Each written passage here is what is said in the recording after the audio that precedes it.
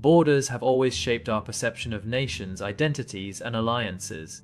While they're often associated with rigid lines on a map, some borders around the world have grown in unexpected ways, defying logic, history, and sometimes even geography. Today, we're diving into some of the world's most peculiar, interesting, and even beautiful borders. Starting with one of the most discussed and iconic borders in recent history, the border between the United States and Mexico. The United States-Mexico border spans roughly 345 kilometers, stretching from the Pacific Ocean in California to the Gulf of Mexico in Texas. While the idea of a border wall has been a significant point of contention, the reality on the ground is much more complex.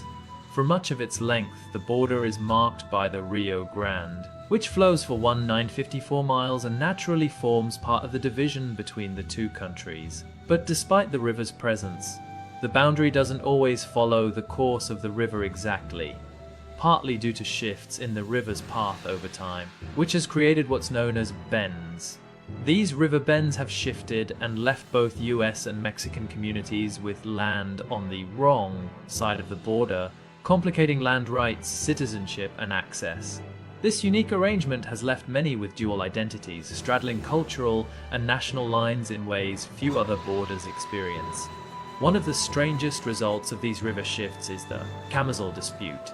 In the late 1800s, the Rio Grande shifted its course after a flood, effectively moving the U.S. Mexico border near El Paso, Texas. For over a century, this led to ongoing disputes between the two nations about where the border truly lay.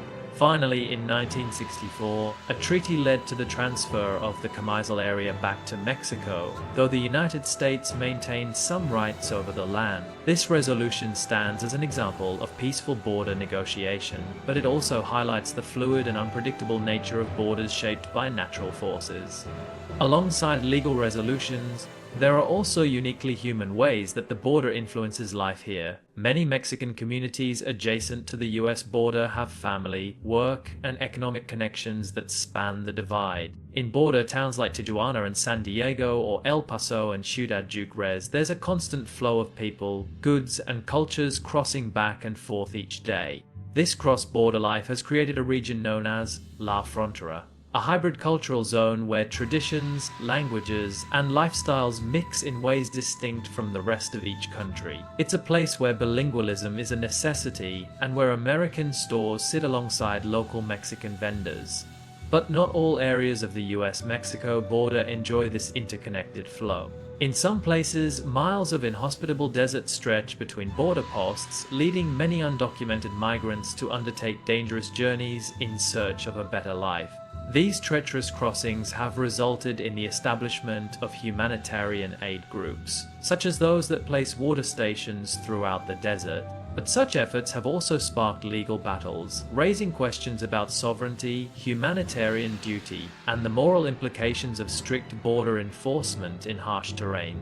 Moving away from the US-Mexico border, there are other borders around the world that stand out for their unique and sometimes baffling characteristics. Take, for example, the border between India and Bangladesh. Here, the enclaves, or small pockets of land by one country but entirely surrounded by the other, created a tangled web of jurisdiction and identity crises for decades.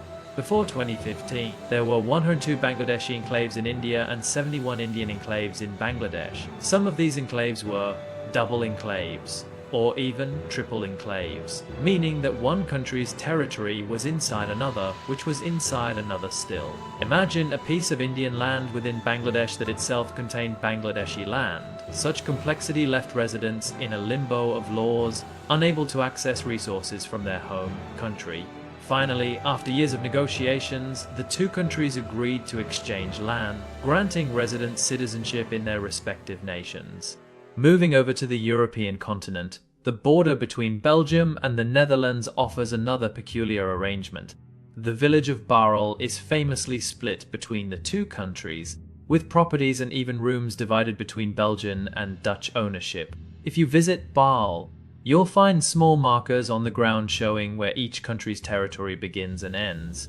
In some cases, a home's living room may be in Belgium while the kitchen is technically in the Netherlands. This situation is due to medieval treaties and land agreements that were never fully resolved. As a result, Baarle has become a patchwork of Dutch and Belgian sovereignty, complete with separate sets of laws and regulations that can make everyday tasks, like registering a business, quite complex. Yet borders are not only shaped by geography or treaties, sometimes they're purely an issue of human design. In the tiny Italian-Swiss town of Campione d'Italia, you'll find an Italian enclave entirely surrounded by Switzerland. Although it's Italian territory, the town uses the Swiss franc, follows Swiss customs regulations, and until recently, even had a Swiss phone code. This unique setup dates back to the Middle Ages when the town's allegiance fell under the Count of Milan, but it's caused Campione's residents to live with a strange blend of Italian identity and Swiss practicality. These borders not only mark lines of division, but also lines of connection and coexistence. While maps show solid lines, reality often paints borders as blurred spaces where cultures meet and intermingle, revealing just how complex and intertwined our world truly is.